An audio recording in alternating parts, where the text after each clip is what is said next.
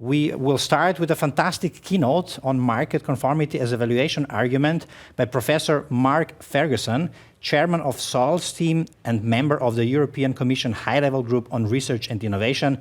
It's great to have you with us, Mark, and please, the stage is yours. To join you. I'll ask for my first slide. So that's the slide entitled Universities and Spinouts. And the first point I want to make is that spinouts are an important third mission for universities. They're often not top of the agenda. Research and teaching is often top of the agenda, but the third mission of commercializing intellectual property is there. Europe's performance is improving, but it's patchy. In some places, it's really good. In some places, it's much less good.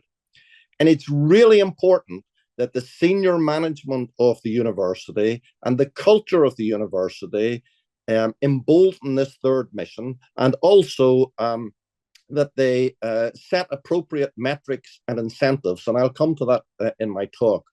And the last general point I want to make is that clearly the quality of the spinout is important, but the volume of spinouts, the number of spinouts, is also very important. So both quality and volume are important. Next slide, please. So here are some fundamentals. The first thing is most things don't work.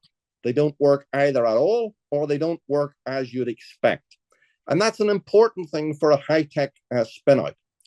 And you need lots of further investment and lots of further work to determine whether or not this is going to be a commercial success or not. The university needs to be clear, it needs to be bold, and it needs to be open in its university innovation policy and strategy. And I'll give some examples in a few moments. We really need to avoid what I call the excuse culture. There's lots of people who say things like, you can't do this because of EU competition law. You can't do this because of EU state aid. Generally, the people who say that have not read the competition law or the state aid, and generally what they say is incorrect. If you want to do something, it's possible. I can tell you that the terms for licensing a spin-out out of a university are not a worry for the EU competition or state aid. The European Commission and the Parliament want to encourage this activity. Those laws and state aid rules are largely for large companies. So let's avoid this excuse culture of saying what you can or cannot do. Of course, you need to recognize the input to date. There has been much time and effort, money, intellectual input from the founders and from the university. You also need to incentivize the company management going forward. There may be a necessity to license or acquire additional intellectual property. That's very often the case. For example, I come from a biotech background, and in the early days, it's often easy to forget that when you come to manufacture, for example, a biological drug, you may need to license general intellectual property concerning vectors or manufacturing processes and so on. And royalty stacks can be very important, and I'll come to that in a few moments. And my last point is a really important one, and that is if a university treats founders or spinouts well, and things work well for the company, I postulate that it's much more likely that those people will donate the university more money than trying to screw an extra nickel and dime out of the deal when you're spinning out the company. That's the American experience. You know, if you've had a good experience, if people have treated you well and things work out well for everyone, very often people will give you much more money than you could ever get from an extra 1 or 2% early on. Next slide, please.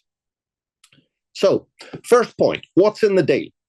So clearly every deal will vary. First of all, there's the quality of the intellectual property. Is this a patent application? Is it a patent that's issued and granted?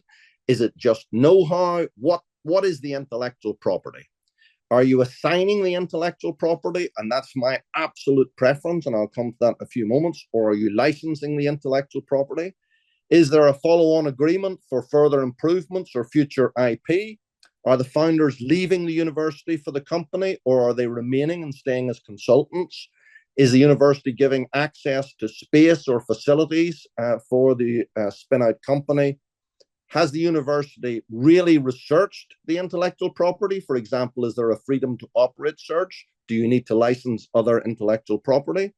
Have they done a market analysis, for example, of the potential future market? Are there even any customers? Has the prototype company been selling? Is the university fund? Many universities have funds which will invest in spinouts. Are they investing cash in the company as well as assigning the intellectual property? And in turn, is the company funding any future research or positions in the university? So there are a lot of different movable parts. And when you look at this, you think, well, every deal is going to be different. It's going to take a long time to negotiate. I will show that that's probably not true, and it's probably not the mindset with which to approach this. Next slide. So remember the objective. The objective is to do everything possible to make the company successful. If that happens, everybody wins. The founders win, the university wins, the company wins, the investors win. So we really need to think that the overall objective is to make the company successful. Next slide. So from a university perspective, the university needs to have a proper innovation and spin-out policy and strategy. That policy and strategy should include how they are going to distribute the monies that they may get in the future. I'm not talking about the monies that come at the spin-out stage, but if the company is successful, if they sell shares, whatever, then how they distribute those funds between the inventor of the intellectual property, the founder of the company, they may be one and the same, the department that housed it, and the central university. If you do that and you have that, you remove any kind of thing about how you reward various parties. In most UK and Irish universities, basically the distribution of funding is about a third, a third, a third. A third goes to the inventor or founder themselves personally, a third to the department, and a third to a central university fund. If the inventor and founder leaves the university and they join the company and they are appropriately incentivized by share options, for example, then they do not get that 1/3, and that 1/3 basically goes to the central university. But there, you can come up with whatever. The most important thing is that it's clear to everybody. The second thing for the university to ask is repeat business and reputation important? I would argue it is. You want repeat business both from investors and from founders, either the same founders or different founders within the university. And you want a reputation for being a place that good things come from, and they come from them in an easy way. The University Technology Transfer Office needs to have a very thoughtful and iterative development and management of its intellectual property portfolio. Very often, they just take the first thing that comes along. That's not a good idea. You really need to think carefully. Are you building an IP portfolio for a spin-out? Are you going to license this technology? What are you going to do? I'll come to that in the next slide. So, in my opinion, what the TTO, the university, needs to do is to ask two very simple questions at the outset of this business. The first is spin-off the best way of commercializing this invention?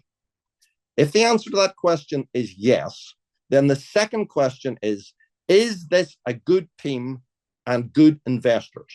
If the answer to that is yes, so you answered yes to both of those questions, you should structure the deal to optimize success, and you should act quickly.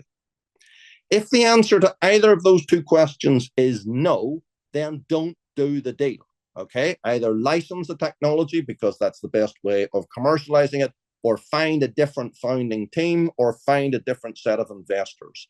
If you're clear about that up front, then you need to remove from any subsequent thought process the idea of what happens if this is not the best team, or would we have been better to license it? Get rid of that up front. You need to be crystal clear. You need to be thoughtful about the management of the intellectual property portfolio.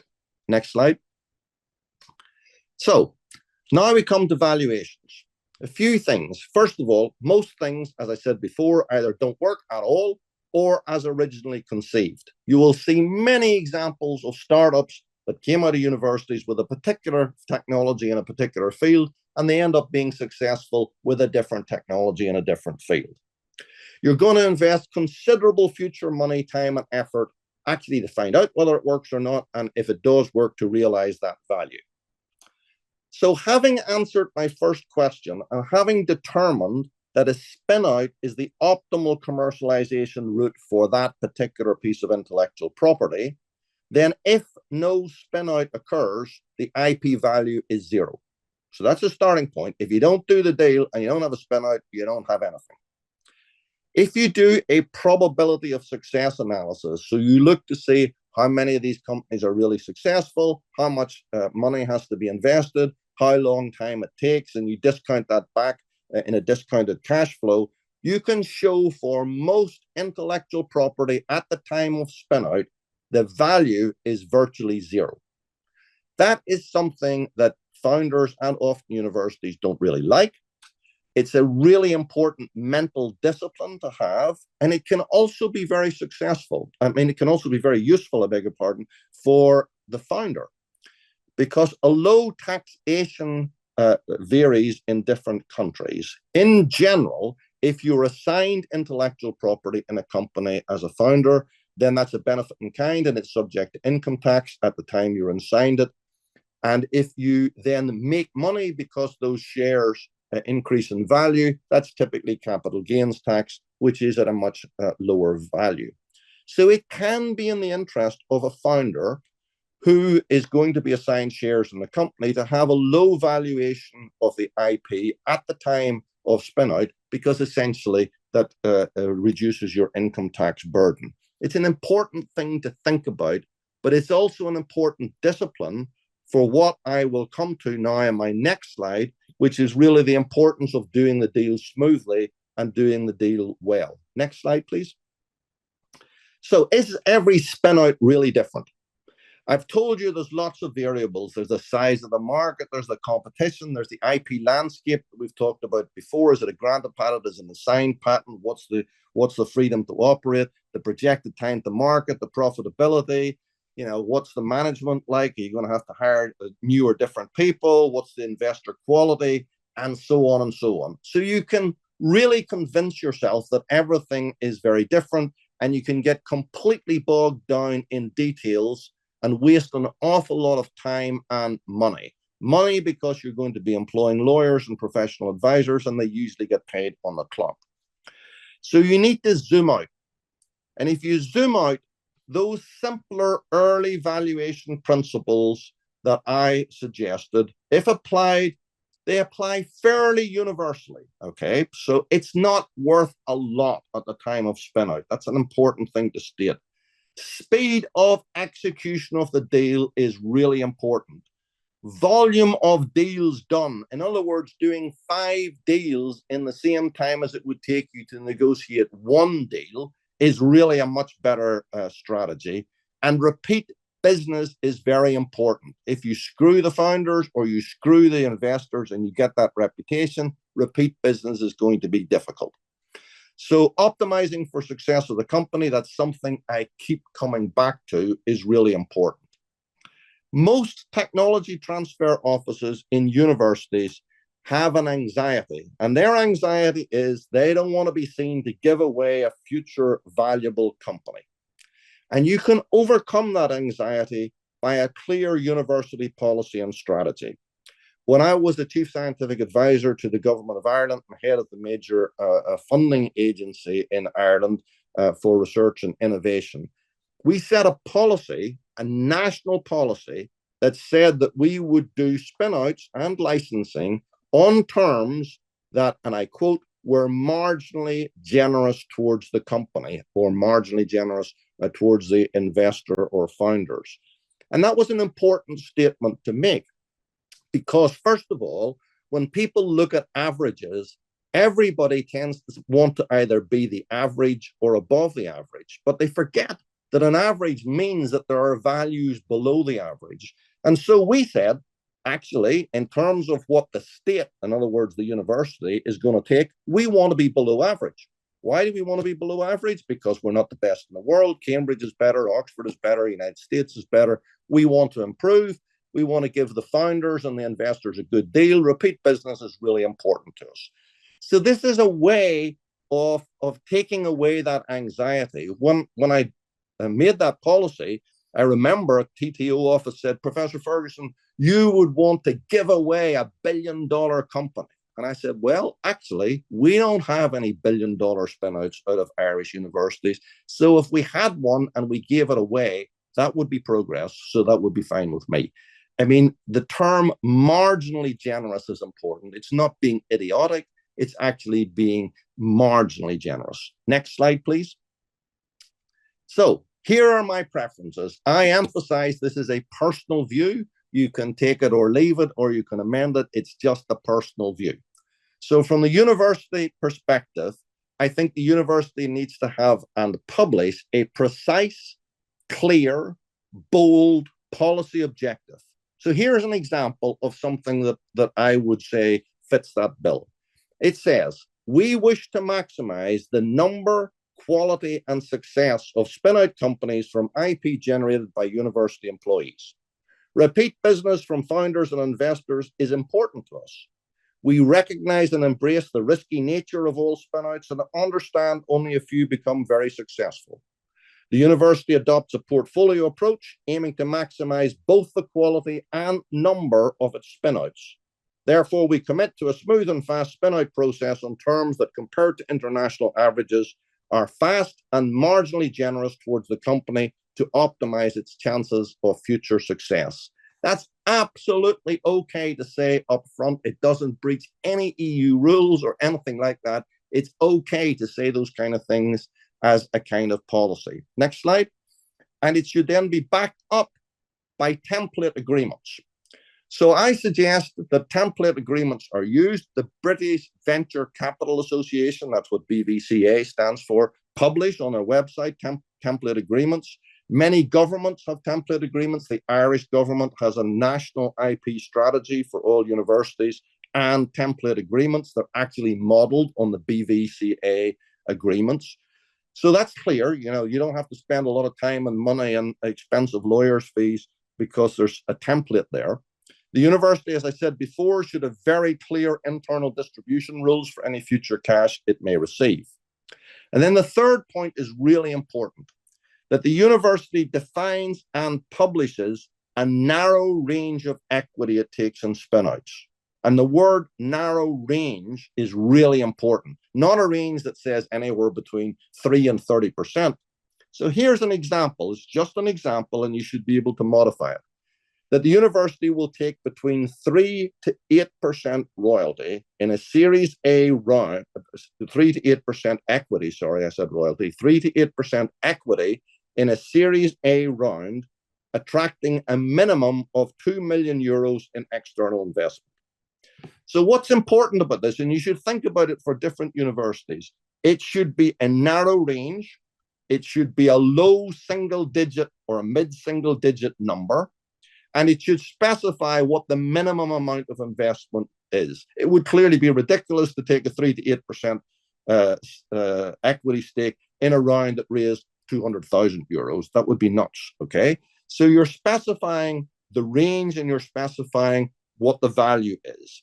And then you can have a very quick negotiation within that range, depending on the specifics of each spinout.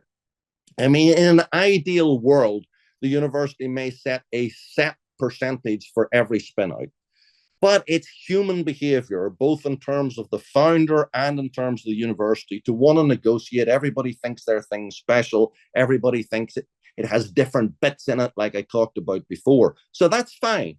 But let's have the negotiation within a narrow range, and therefore you can do it quickly. In our experience, if you set that range properly, then you'll very rapidly find that investors will go very quickly to the top end of the range in return for doing things quickly and smoothly, so long as it's a sensible range. I would argue that the university should have no board seat, but they should have observer status on the board if they want it. And I really like universities assigning the intellectual property to the company as opposed to licensing it. This is a strong personal preference. And the reason for that is that the company has full value of the intellectual property. They can sub-license it, they can sell it, they can do whatever they want with it. And they have the responsibility and financial responsibility for maintaining and defending that intellectual property. Why do I like assignment? Not only does it give value to the company, but it also prevents future royalty stacking problems. I said before, if you're in the biotech business, you will have to license intellectual property, for example, to manufacture a biologic or many other processes. And if your ultimate exit is to license, for example, that to a major pharma in return for a royalty, if you've got too big a royalty stack, the deal doesn't stack up and the company doesn't stack up. Also, if the university has answered the two questions that I said at the beginning, is spin out the best way of doing this? And is this the best team and group of investors? Then they need to have some skin in the game. Everybody else has skin in the game. The founders are giving up perhaps their university position. They're joining a company. The management is certainly joining a company. The investors are putting their money and they may lose it all. So having a situation where you say, well, if it doesn't work, we get our intellectual property back, I kind of think that's not skin in the game. If you really think this is the team, give the company the best chance of success. From the university's perspective, it avoids future costs. You don't have any more intellectual property costs. You don't have to manage it. You don't have to employ a team of people. You don't have management time invested in looking at this. I do recognize that this is not the norm, that many people, universities license the intellectual property. Some of the best places where they do a lot of spinouts and the spinouts do well, assign it. Any company I ever did, the IP was assigned. Next slide. Deal clarity is also very important. Upfront, the University Technology Transfer Office, the inventors need to decide, as I said repeatedly, that spinout is the preferred commercialization route. The university is very clear about whether future facility space intellectual property are going to be included, and if so, are they in a separate deal or in the spinout deal? Personally, I like them in a separate deal, but it doesn't really matter. The university needs to be clear about whether it's investing cash from a fund it may have or from its own resources. And if so, is this part of the deal or is it a separate deal? For example, are they just coming in as an investor in the Series A round, which is actually what I prefer? The universities are clear about their future role and commitment to the company. In other words, are they going to license any future improvements to the IP? Are they going to give people first rights of refusal on related IP, or they're just getting nothing more?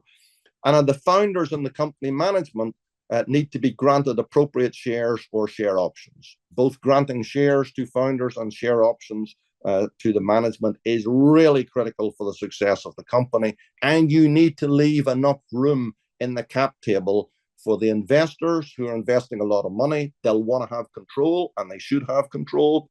So they'll want more than 50%. You'll need to incentivize the future management of the company. That's really important. If everybody succeeds, the company makes money, investors make money, and the founders and management make money. And then you need to recognize the founders probably with some grant of shares at the beginning, or if they're joining the company with share options. Thank you. I think that's my last slide. So I will close by saying I'd be happy to take any questions. I hope that I've been very clear. I've probably been quite controversial because everybody wants to negotiate every last thing, but really speed is important, volume is important, repeat business is important, and we need to remember that. So thank you, and I'll take any questions. Thank you, Professor Ferguson. You were very clear, and I think these were very, very valuable thoughts that you shared with us. We have a few questions here in Slido, so you can keep posting the questions. Thomas Walbert is asking you, is there a European ranking of most successful universities regarding spin-offs, for example, top 3 best practices? Okay, I'm not aware that there's a ranking of best practice, but there's certainly a ranking in terms of success. So I think, as Herman said earlier, if you look in the UK, Cambridge and Oxford are doing very well. If you look in the Netherlands, you'll find a cluster of universities in Flanders that are doing very well, KU Leuven, others. So yes, there are, and you can look at best practices there. By the way, sometimes the practice at the most successful universities varies. And so looking at the variation is also quite important. Okay, fantastic. Another question just came in referring to quoting you by saying do you have an insight how representative the 3 to 8% of share deals are? You quoted that, no? Yeah.